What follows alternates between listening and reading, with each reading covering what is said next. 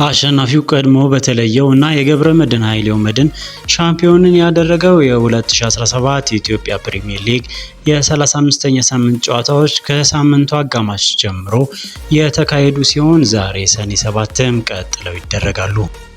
የውድድር ዘመኑን የዋንጫ አሸናፊ ኢትዮጵያ መድን አምስተኛ ደረጃ ላይ የሚገኘውን ሀዲያ ሆሳዕናን 3-2 በማሸነፍ ነጥቡን ወደ 7 ከፍ አድርጎ መድንን አሸናፊ ያደረጉትን ጎሎች ወገን የገዛኸኝ በ31ኛው እንዲሁም አቡበከር ሳኒ በ76 እንዲሁም በ89ኛው ደቂቃ ረመዳን የሱፍ ያስቆጠሩ ሲሆን የሀዲያ ሆሳዕናን ከመሸነፍ ያልታደጉትን ነገር ግን ጥሩ የተፎካከሩበትን ግቦች በጨዋታው መገባደጃ ደቂቃዎች ላይ ተመስገን ብርሃኑ እንዲሁም ጫላ ተሽታ ያስቆጠሩት ጨዋታው 3-2 በሆነ ውጤት ሀዲያን በ47 ነጥብ አምስተኛ ደረጃ ላይ ተቀምጧል።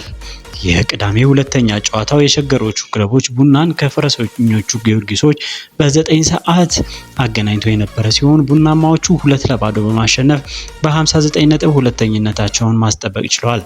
በጨዋታው ሽንፈት የገጠማቸው ፈረሰኞቹ በ45 ነጥብ 7ኛ ደረጃ ላይ ተቀምጠዋል።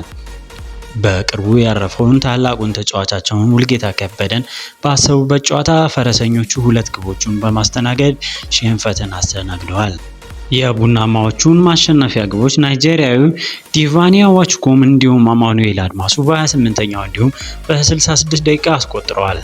ፈረሰኞቹ ባለፉት 5 ጨዋታዎች ማሸነፍ የቻሉት ወራጂውን ስሁል ሽረን ብቻ ነው።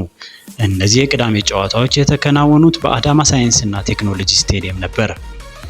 እሁድ በተለያዩ ሜዳዎች 4 ጨዋታዎች ሲከናወኑ በ9 ሰዓት ሰሜነኞቹን ወልዋሎ አዲግራትን ከመቀሌ ሰባ እንደርታ አገናኝቷል። መቻልን ከኤሌክትሪክ፣ ፋሲል ከተማን ከአዳማ ከተማ እንዲሁም በ12 ሰዓት ንግድ ባንክን ከወላይታ ድቻ አገናኝቷል። መውረዳቸውን ቀድመው ያረጋገጡት ወልዋሎዎቹ በዚህም ጨዋታ ከመሸነፍ አልዳኑም። ሙልጌታ ወልደ ጊዮርጊስ እንዲሁም ሰለሞን ሀብቴ ከረፍት መልስ በማስቆጠር መቀሌን አሸናፊ ማድረግ ችለዋል። የወልዋሎን ከመሸነፍ ያልታደገች ግብ ናትናኤል ሰለሞን በ84ኛው ደቂቃ አስቆጥሯል። መቻልን ከኤሌክትሪክ ያገናኘው ጨዋታ በሽመክት ጉግሳ ብቸኛ ግብ በማሸነፍ በ41 ነጥብ ከወራጅ ቀጠና ስጋት የወጡ መስለዋል። በሌላኛው ጨዋታ ከወራጅነት እየራቀ የሚገኘው ፋሲል ከነማ በድጋሚ ነጥብ ጥሏል። 2-2 ከአዳማ ከተማ ጋር ተለያይቷል።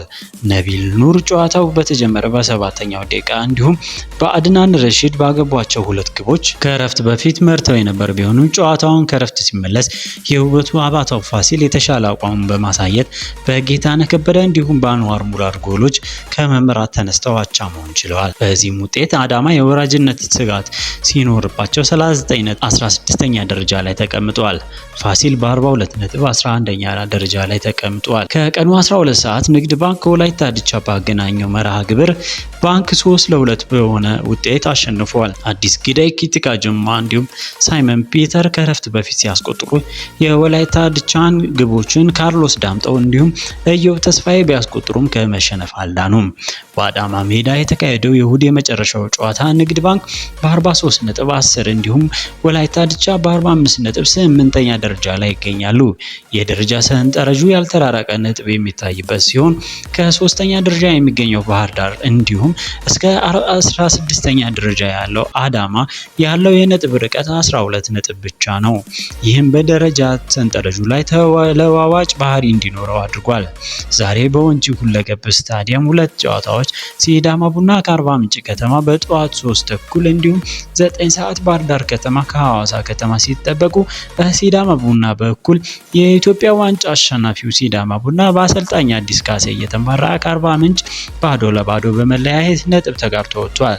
የአሰልጣኝ በረከቱ አርባ ምንጭ በ44 ነጥብ 11ኛ ደረጃ እንዲሁም ሲዳማ በ47 ነጥብ 6ኛ ደረጃ ላይ ተቀምጠዋል። በ9 ሰዓት ሁለቱ የከተማ ተወካዮች ሐዋሳ እና ባህር ዳር ይገናኛሉ። በመካከላቸው የ4 ነጥብ ብቻ ልዩነት ያለ ሲሆን የዛሬ ጨዋታ በወንጂ ሜዳ ተጠባቂ ነው። የኢትዮጵያ ፕሪሚየር ሊግ 35ኛ ሳምንት የመጨረሻ ጨዋታ ማክሰኞ መውረዱን ያረጋገጠው ስሁል ሽረ ከድሬዳዋ ያገናኝና ፍጻሜውን ያደርጋል። ለፎቶ መረጃዎቹ የሶከር ኢትዮጵያን የፌስቡክ ገጽ እያመሰገንኩ ከኳስ ስራ ቻናል ጋር አብራችሁ እንድትቆዩ ጋብዛችኋለሁ።